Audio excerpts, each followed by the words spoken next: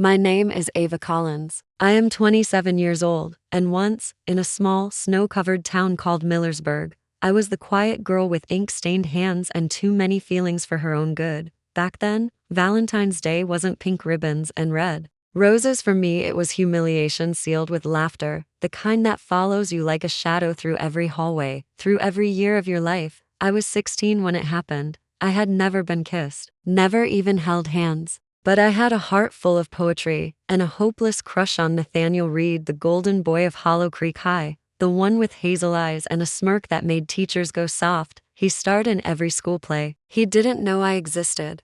But I wrote him a poem.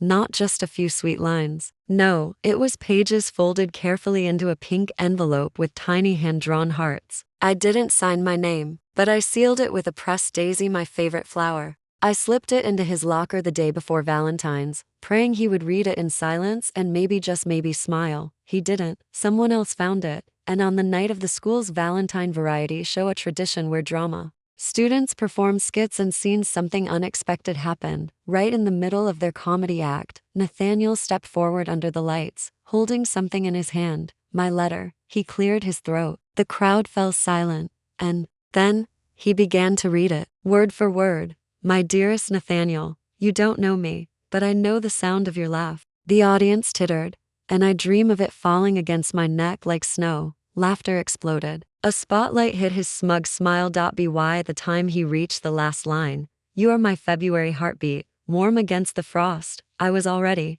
halfway out of the auditorium, hot tears streaming down my face, the sound of burning paper crackling behind me, because after reading the last line, Nathaniel lit the letter on fire with a stage match, raised it high like a flag, and said, "This love is too hot to handle." The audience howled. I ran through the snow that night, in satin flats and a red dress I borrowed from my cousin. I hid in the church basement until morning. No one ever came looking for me. Not my teachers, not my classmates, and certainly not Nathaniel Reed. From that day on, I stopped speaking in class unless I had to. I stopped writing poetry, but I never forgot, not the letter, not the way they all laughed like my love was a joke. I vowed that night that I would never let anyone humiliate me again, that one day, they would sit in velvet seats and watch a story unfold, my story, and they wouldn't laugh, they'd beg for more.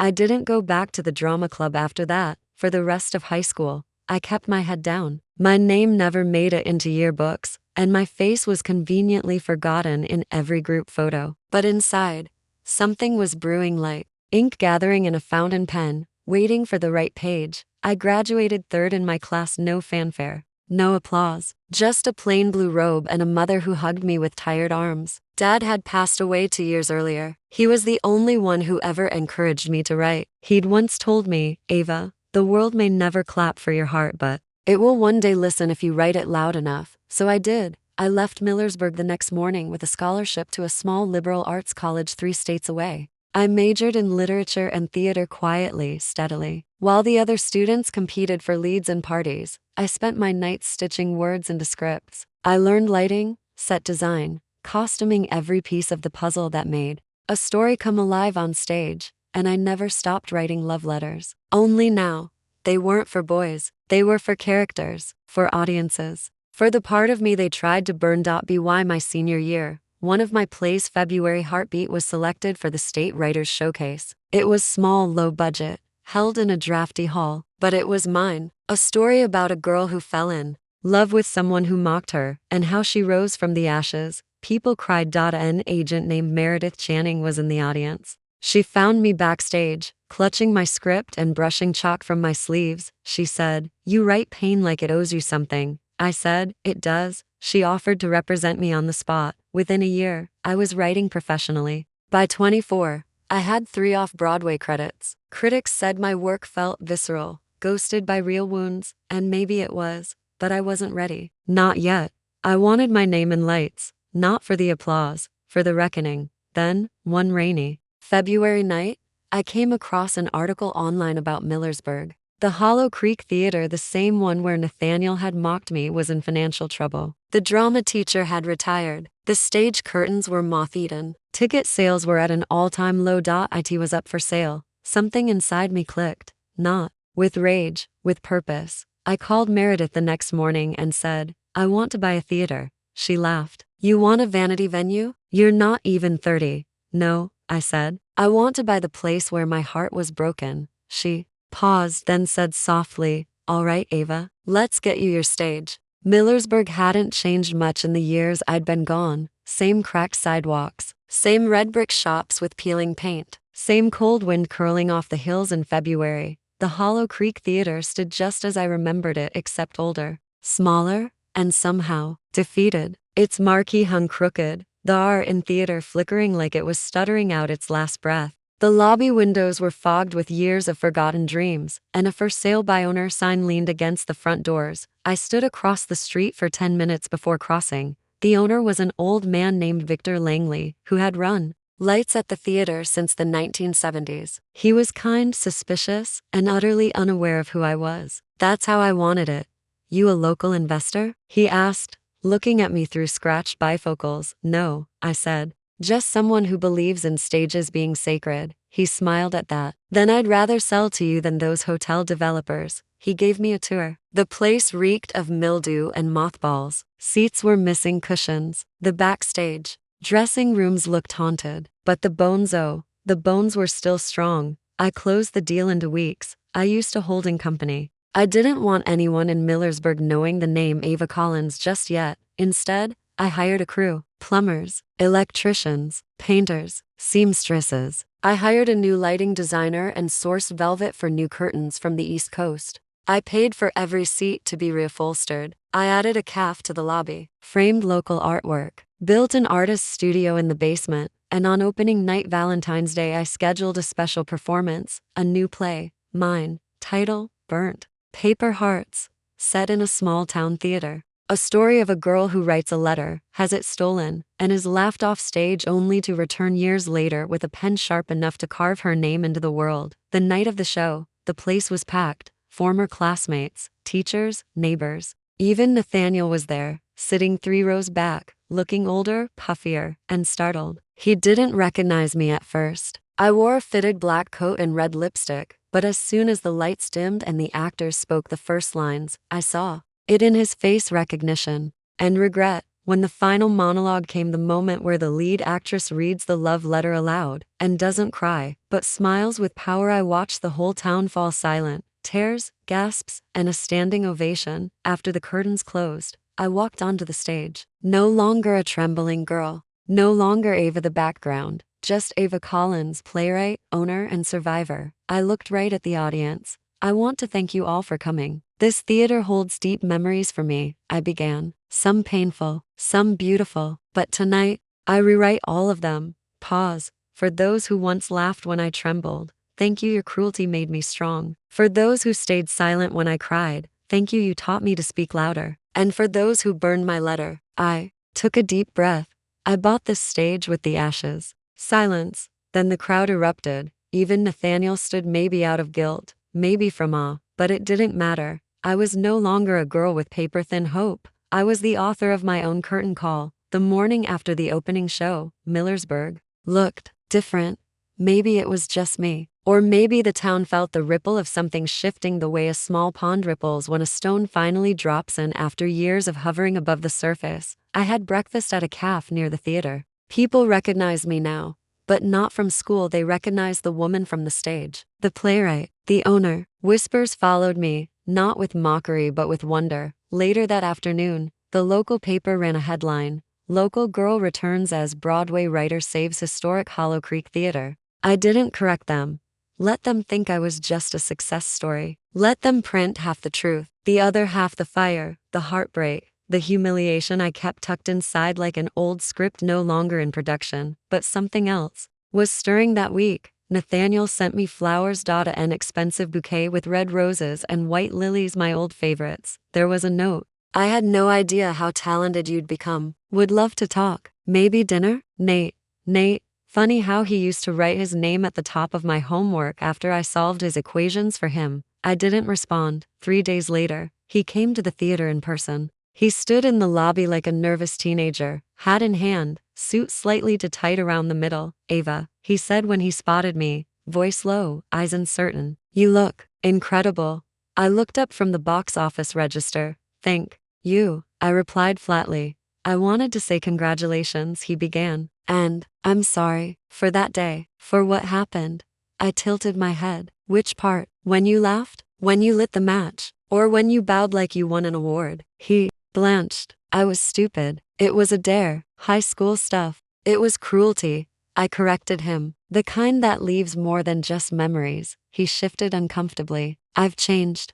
Have you? He didn't answer. After a long pause, he looked around the renovated lobby and asked, Can we talk? Maybe over coffee or something? I smiled politely. I don't do coffee with ghosts. Before he could reply, I turned back to the register. He stood there for a beat longer, then quietly exited, and that was that, for him, but not for me, because what Nate didn't know was that this was only the first act of my plan. You see, Hollow Creek Theater had been more than just a childhood memory. It was a symbol of betrayal, of voicelessness, of public shame, and now, it was mine. But I wasn't done writing endings yet. The principal who stood by and laughed while my poem burned, still working at Millersburg High, still assigning roles to students like popularity was currency, the drama teacher who cast Nathaniel as the lead and ignored my scripts. She now hosted the town's annual youth theater showcase, and guess where it was scheduled to be held this year? That's right, Hollow Creek Theater. They hadn't known who owned it when they booked it. They hadn't asked, just assumed. But I had waited for this moment like a playwright waits for applause. 1 week before the show, I walked into their rehearsal with an envelope in hand. Mrs. Langston, the drama teacher, looked up from her clipboard, blinking in surprise. Can I help you? Yes, I said calmly. You can cancel the show. She blinked again. Excuse me, I own the building, and your contract is void. She opened her mouth to protest, but I held up the envelope. Inside, a detailed letter, politely written but legally ironclad. Termination, no appeal. Why? She stammered. I shrugged. Let's call it poetic justice. I turned, heels clicking against the polished floors I'd paid to restore. As I exited the rehearsal room, the students inside buzzed in confusion. But I didn't care, because this was not their story. This was mine. The girl they silenced had found her voice, and she was using it to close curtains on every face that once laughed as she burned. The week after I canceled the youth showcase, there was uproar in Millersburg. The local Facebook gossip page exploded with angry comments from parents, confused students, and bitter alumni who remembered me only as that quiet girl from 9th grade. Some even claimed I was bitter, cold, heartless. They weren't wrong. You have to freeze your heart to survive a fire like the one they lit. But not everyone was upset. I started getting letters, quiet ones, handwritten, from kids in town who had been ignored, bullied, laughed at, kids who had dreams and voices no one heard. One wrote, "Thank you for doing what I wish I could." That letter made me pause, because for a moment, I realized something. This revenge, this plan was never just about me anymore. It was about giving power back to those who were always told to stay quiet in the wings. So I reached out to a woman named Ellie Hart. She had been one of the only kids who didn't laugh the day my poem burned. She had sat in the second row, frozen, eyes wide with horror. She had never said anything then, but I remembered the way she looked at me. Ellie now ran a nonprofit for inner-city kids interested in the arts. I called her and invited her to Millersburg.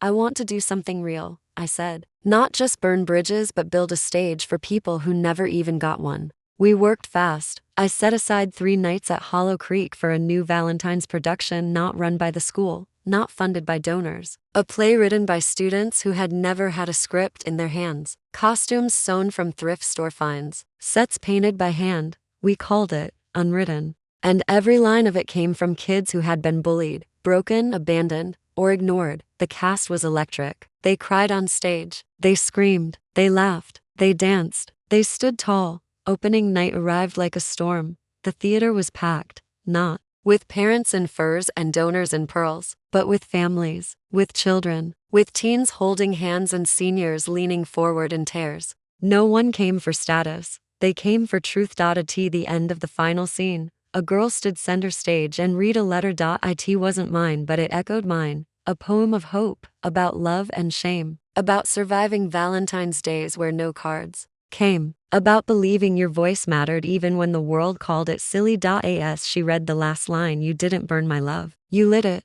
The room fell into complete silence, then erupted in applause, not polite, not rehearsed, raw, roaring, shaking applause. Backstage, Ellie hugged me. "You did it," she whispered. "No," I said, smiling through tears. "They did, but my revenge wasn't finished yet." That night, after the show, I held a private reception in the green room. Small, quiet, just the cast, Ellie, and a few guests. One of them was Principal Reeds, the same man who stood on stage 15 years ago and laughed with the rest when my letter turned to ash. He had tried to retire quietly a few years ago, but I found him, invited him. When he entered the green room and saw me, he froze. "Miss Collins?" he said. "No," I corrected. "It's Miss Collins now. Ava, if you prefer." "I didn't realize," he trailed off, "that I own the building? Or that you're standing on the very stage where you encouraged a room full of kids to mock someone's heart." He looked embarrassed. I was young, unthinking. "You know how schools are." I stepped closer. "You were an adult. You had a choice. You chose the joke." He had no words. I handed him a small envelope. He opened it. Inside, a ticket. Front row. Opening night of a new production I was writing. A personal invitation. "It's about second chances," I said. "But you don't get one unless you admit what you did." He swallowed, then nodded. That was enough for me. Sometimes, the best revenge isn't humiliation, it's making them see what they destroyed and letting them live with it. I turned and left the room. That night, as I walked home under a sky full of stars, I felt lighter, not because I'd gotten even, but because I'd taken something ugly and turned it into a masterpiece. Curtains were meant to rise again, and so was I. The production of Unwritten caught fire, not the cruel, destructive kind I had once felt, but the kind that spreads warmth, that inspires. People began driving in from neighboring towns. News of a student-written, soul-bearing Valentine's play performed in a once-forgotten theater had reached the regional papers. An arts columnist from Charleston called it the most emotionally honest performance of the decade. They didn't mention my name. I didn't ask them to, because this wasn't about me anymore. Not just, but that didn't mean I'd forgotten. After the third and final night, when the cast took their last bow and the lights dimmed, I stayed behind. The others trickled out, high on adrenaline and praise, their laughter echoing in the wings. I walked to center stage, looked up at the dusty rafters, and whispered to the girl I once was, "You were never small. They just wanted you to believe it." That moment should have closed the book, but a knock came the very next morning that reopened everything. I was at my new office upstairs, the one that used to belong to the theater's director, when Marcia Talcott walked in. Marcia Talcott, former lead actress, Valentine's golden girl, the same girl who set fire to my poem all those years ago, with a plastic crown on her head and a lighter in her manicured fingers. She hadn't changed much. She wore a fur-collared coat and pearls. And the moment our eyes met, her lips curled into that familiar, condescending smile. "Well," she said, glancing around the office, "I heard a rumor this place was under new ownership." Imagine my surprise. Surprise tends to come when people don't pay attention. I said coolly, "What do you want, Marcia?" She scoffed. "To be honest, I came to offer advice. I mean, reviving Hollow Creek? Cute idea. But local theaters are money pits. I figured once you burned through your daddy's trust, you'd sell it back." I let that insult hang in the air like smoke. My father was a mechanic, Marcia. He died when I was 14. I paid for college with grants, scholarships, and 3 years of graveyard shifts. But thanks for the concern. For a second, just a second, her face flinched. Then she doubled down. "Fine, doesn't matter. I'm directing the school's Valentine's musical again this year. Thought you should know if your little trauma play gets in the way of ours. The PTA won't be pleased." I stood slowly, walked around the desk until I was face to face with her. "You're using the school auditorium, right?" "Yes," she said, chin lifted. "As always. Then there's no conflict. But just for your peace of mind, I did have something special planned." I walked to a drawer, pulled out a glossy folder, and opened it to reveal architectural renderings. Her eyes flickered. "What is this?" "The future," I said. "I just purchased the 2 lots beside Hollow Creek. We're building a black box theater, year-round programming, scholarships, writer residencies. I've already filed the permits." Marcia's mouth opened, then shut. "You see," I continued, "while some people spend their lives preserving crowns and high school roles, others move forward, create, invest in stories that matter. You'll never be one of us, she hissed. No matter how much property you buy. I leaned close. I don't want to be one of you, Marcia. I want to make sure there are fewer of you. She turned sharply and left, her heels clicking like tiny gavel strikes down the hall. I should have felt triumphant. Instead, I felt settled. That was the moment I knew my revenge had transformed into something better. It was no longer about burning them back, it was about building a world where kids like me never got burned to begin with. That night, I hosted a private dinner in the theater for the cast of Unwritten. I gave each of them a small, velvet-wrapped box. Inside, a silver pin, shaped like a tiny torch. Why a torch? One of them asked. Because light doesn't humiliate, I told them. It reveals. And you, my darlings, revealed your souls on this stage. They clapped, some cried. And in the flicker of the chandeliers above, I saw a reflection of something stronger than revenge, legacy. The pin caught on fast. That small silver torch symbol of light, of endurance, of never letting someone else define your worth became more than just a memento. It became a statement. By the next Valentine's Day, dozens of students from Hollow Creek High wore it proudly on their jackets, hats, scarves, whether they'd ever set foot on my stage or not. Word spread. A few teachers from neighboring schools asked if we could bring the play to them. We said yes. And that tour lit the fuse on something much bigger. We renamed the program Voices Uncaged. It was no longer just a play, it became a platform for students to tell their stories, often stories that had been ignored, buried, or ridiculed. Our motto was simple. They can laugh. You can shine. I was invited to speak at state education conferences. I declined most, but one invitation caught my attention. It was from a private prep school across the state border, Wilburn Academy for Girls, the same kind of school that once dismissed kids like me with the wave of a silk glove. I accepted. On the day of the seminar, I walked into the stately campus with my torch pin gleaming on my coat. The event was packed. Teachers, students, even parents in lace gloves and tailored coats. They introduced me simply, Ava Collins, founder of Voices Uncaged and the Hollow Creek Arts Foundation. I took the stage and let my eyes scan the audience. Polished faces, eager note-takers, not a smirk among them. How ironic, I thought. All this admiration for the girl whose poem was once used as kindling. Good afternoon, I began. I'm not here to inspire you. I'm here to remind you that humiliation is not a character-building tool. It's a cruelty we've normalized. Murmurs stirred. I once had a poem burned on a stage not much different from this one.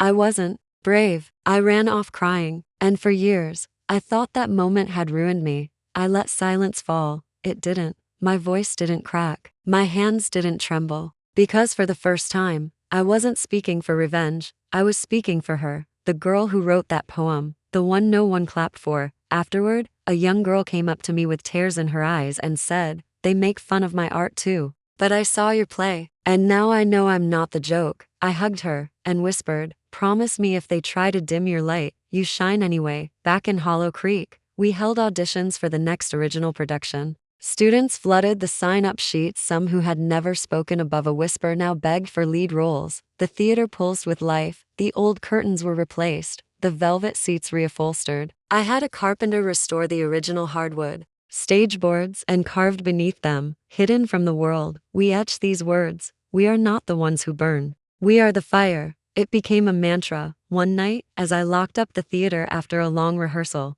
I heard someone call out my name from across the snowy street. It was him, Landon. He was bundled in a brown coat, snowflakes tangled in his hair, his breath clouding in the cold. I hadn't seen him in years. He looked the same and different, softer, tired. "Ava," he said, stepping closer. I came to say I'm sorry." I didn't respond, just watched. I was a coward back then. I laughed when I should have stood up. I followed when I should have walked away. And I've regretted it ever since. I said nothing. He reached into his coat and pulled out something small. It was a crumpled piece of pink paper. My poem, my Valentine. Somehow, he'd salvaged a corner of it. The words were faded, burned at the edges, but still legible. "I kept it," he said. "I was too late then, but maybe I'm not now." I took it from his hands, held it carefully, then looked up. "You're not late," I said. "You're just not needed." And I walked inside, locking the door behind me, not in anger, but in peace, because some stories don't need revising. Some stories are better when they end exactly where they burned and were reborn. After Landon walked away into the snowfall, I stayed by the front doors of the Hollow Creek Playhouse a few moments longer, holding the charred scrap of my past like a relic. It was strange how a single sheet of paper, burned and broken, could still pulse with the ache of old humiliation.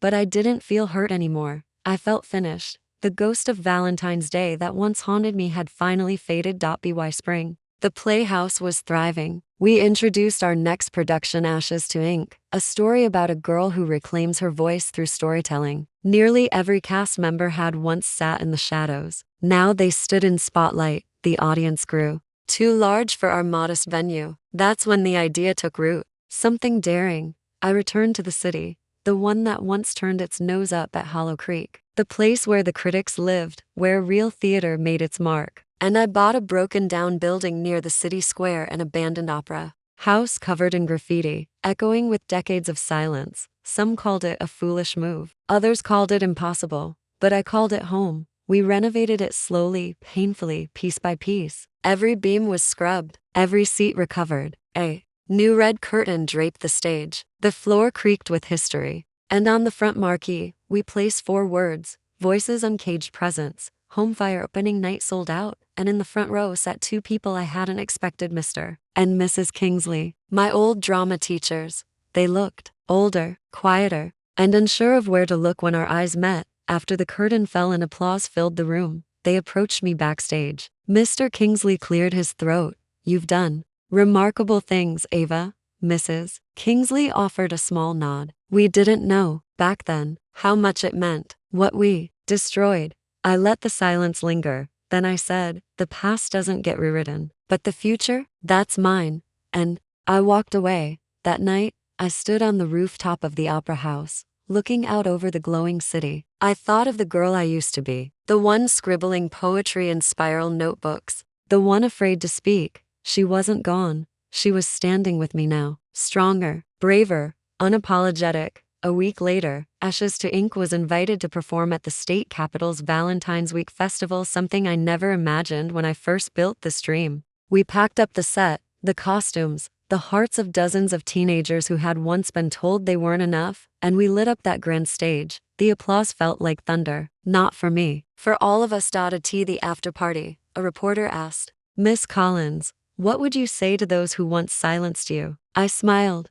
"I'd thank them." The reporter blinked. "You'd thank them?" "Yes," I said, "because they tried to bury me and didn't realize I was a seed." The story was picked up in the local press, then regional, then national. Suddenly, Voices Uncaged wasn't just a movement, it was a revolution, and at the center of it stood one quiet girl whose poem had once been laughed off stage, now writing plays that shook walls. We held our biggest gala on the anniversary of that Valentine's Day, 10 years to the day since my poem was burned. It wasn't about revenge anymore. It was about reclaiming. We invited every student who had ever been told they were too weird, too soft, too emotional, too broken. We gave them pens, paper, a stage, and light, and they shined. Before the night ended, I stood center stage and read a new poem. One line echoed, "You cannot burn what becomes the fire." The crowd rose, not out of politeness but pride. I wasn't the girl with the burned letter anymore.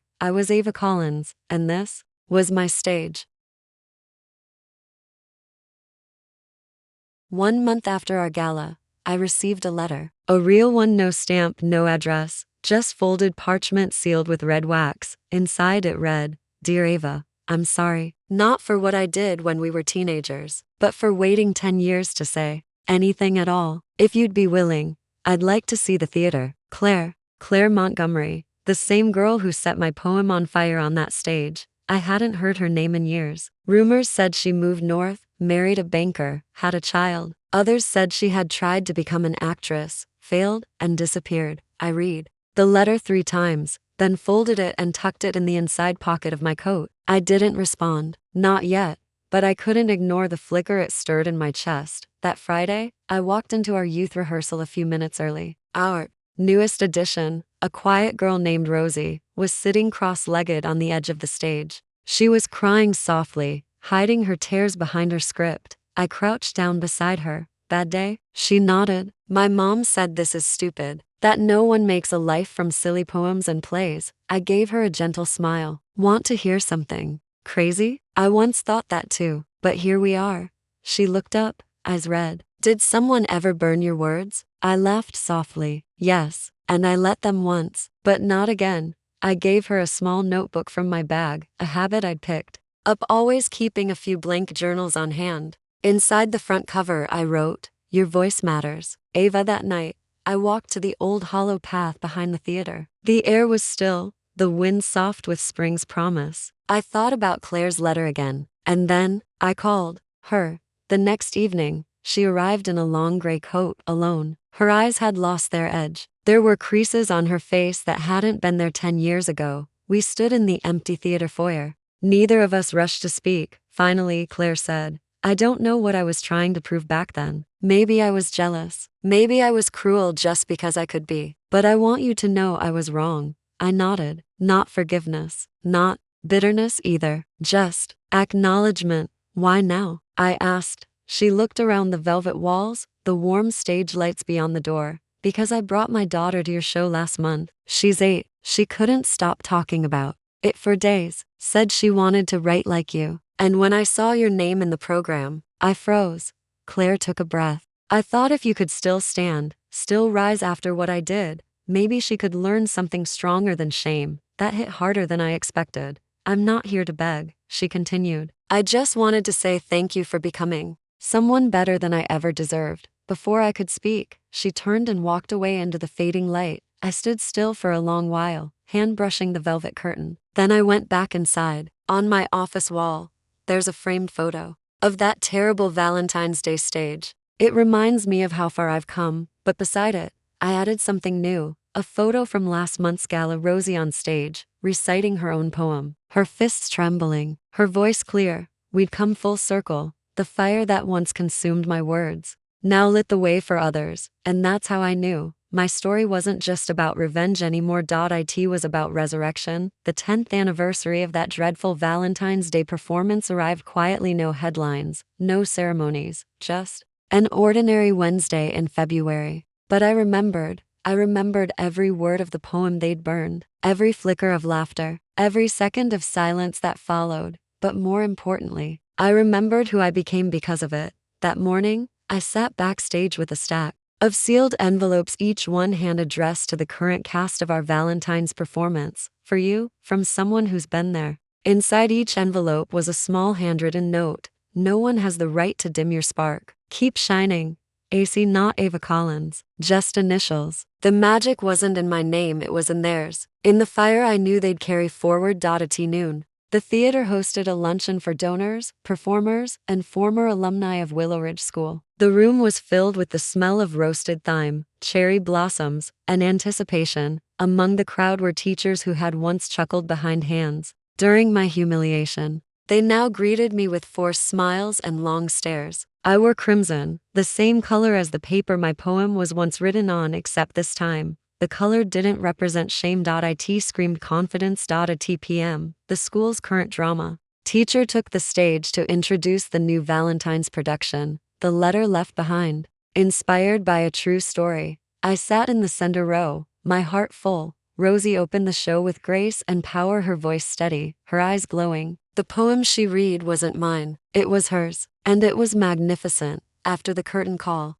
the applause was thunderous, but what followed brought the room to a halt. The lights dimmed. A single spotlight returned to the center stage. The director stepped out with a microphone and said, "Before we end today's performance, we'd like to thank someone whose story inspired this revival, someone who turned pain into purpose and gifted this very stage back to us all." He looked at me. The spotlight followed. "Miss Ava Collins, would you join us on stage?" Gasps swept through the room. I stood slowly. It was surreal. The same aisle I had once walked down with my heart in tatters was now my runway of triumph. When I reached the stage, Rosie handed me a single crimson envelope. I opened it. Inside was a golden script. "Your words planted the seeds of this performance. Thank you for never letting them burn completely." For a moment, I couldn't speak. Then, I turned to the mic. I once believed that silence was safer. than speaking. That shrinking was better than being seen. But I learned something over the years, that the things they try to destroy in you are often the things that threaten their own insecurities. A pause.